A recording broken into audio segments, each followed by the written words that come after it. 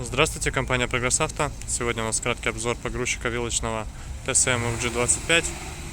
Бензиновый 2,5 тонный погрузчик с такой вот интересной мачтой.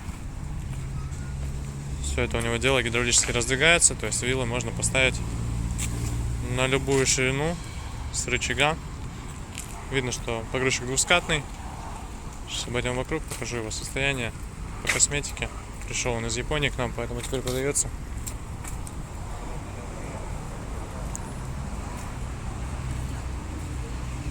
Так вот он выглядит. По органам управления здесь у нас все рычаги по регулировке положения мачты. 909 моточасов наработки. Ну и, естественно, рычаги, которые ломают каретку, рычаги, которые разводят вилы. Под капотом сейчас открою, покажу.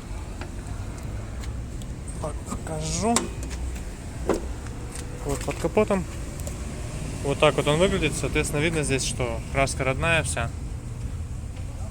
И действительно здесь по наработке, адекватно 900 моточасов и есть, потому что, я думаю, что по состоянию шлангов, по состоянию резинотехнических изделий, и, понятное дело, по состоянию краски видно, что погрузчик использовался бережно и спокойно.